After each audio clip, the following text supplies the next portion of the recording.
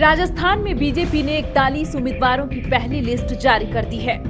इस लिस्ट के जारी किए जाने के बाद ही पार्टी के अंदर विरोध के स्वर सुनाई देने लगे हैं। सियासी जानकारों की माने तो पूर्व मुख्यमंत्री वसुंधरा राजे ने जिन नामों की पैरवी की थी, पार्टी आलाकमान ने उन नामों को पूरी तरह अनदेखा कर दिया है। बीजेपी आलाकमान ने प्रदेश नेतृत्व की सुनने के बजाय खुद के सर्वे के आधार पर किए गए निर्णयों पर ज्यादा भरोसा जताया है। इस लिस्ट में सूची में संघ को पूरी तवज्जो दी गई है।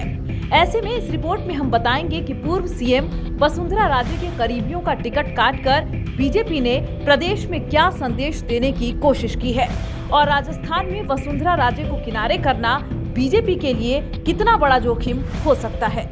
दरअसल पार्टी सूत्रों का कहना है कि एमपी वाला दांव राजस्थान में खेलना चाह रही है।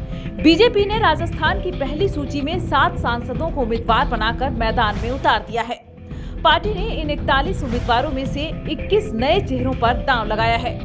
41 में से 39 सीटें ऐसी हैं जहां बीजेपी को पिछली बार हार का सामना करना पड़ा था।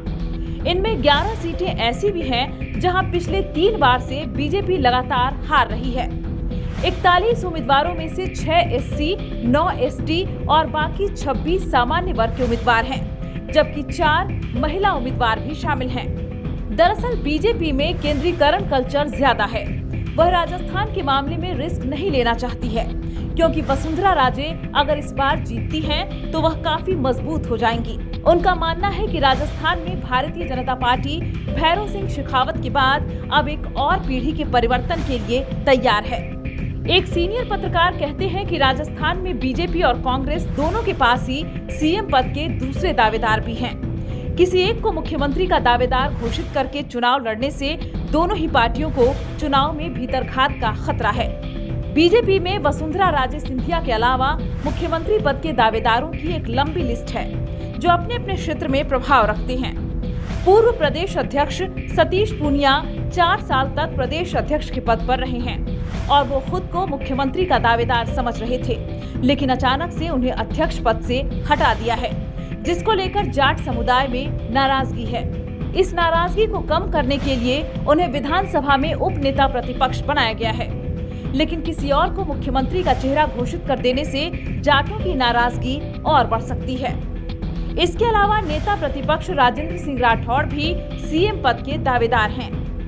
केंद्रीय मंत्री गजेंद्र सिंह, सांसद राज्यवर्धन सिंह, लोकसभा अध्यक्ष ओम बिरला भी सीएम पद के दावेदार बताए जा रहे हैं। अभी हाल ही में प्रदेश अध्यक्ष बनाए गए सांसद सीपी जोशी भी खुद को सीएम पद की दौड़ में मान रहे हैं। वसुंधरा राजे भी समय समय पर शक्ति प्रदर्शन कर अपनी ताकत का एहसास करवाती रही हैं। कांग्रेस में मुख्यमंत्री पद के भले ही सिर्फ 2 दावेदार हैं, लेकिन बीजेपी में एक लंबी लिस्ट है। ऐसे में किसी एक को मुख्यमंत्री का चेहरा बनाकर पार्टी बाकी सबकी नाराजगी मोल नहीं लेना चाहती है। बीबीसी की एक रिपोर्ट के अनुसार प्रदेश में वसुंधरा राजे को साइडलाइन करने की चर्चाएं तो पहले से ही तेज थी, लेकिन उम्मीदवारों की पहली लिस्ट ने एक बार फिर इसको हवा दे दी है।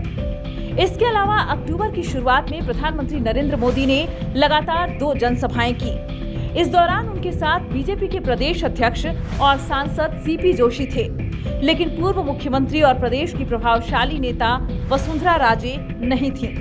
पीएम ने जयपुर की सभा में न तो पूर्व मुख्यमंत्री वसुंधरा राजे का जिक्र किया और न ही उनके नेतृत्व वाली पूर्ववर्ती बीजेपी सरकार की उपलब्धियां गिनाई। साल 2003 से प्रदेश की पूर्व मुख्यमंत्री वसुंधरा राजे हर 5 साल के बाद राजस्थान में अपनी प्रभावशाली यात्राएं निकालती रही हैं। इस चुनाव में यह पहली बार हो रहा है कि उनके नेतृत्व में एक भी यात्रा नहीं निकाली गई है। हालांकि सामूहिक नेतृत्व में पार्टी ने अलग अलग क्षेत्र में यात्राएं निकाली हैं, जबकि एक ऐसा समय भी था जब आज के असम के राज्यपाल और उस वक्त के वसुंधरा राजे के प्रतिद्वंदी गुलाब चंद कटारिया मेवाड़ में अलग से यात्रा निकालना चाहते थे, लेकिन उन्हें यात्रा निकालने नहीं दिया गया था। लेकिन इस बार सब कुछ वसुंधरा राजे के विपरीत हो रहा है।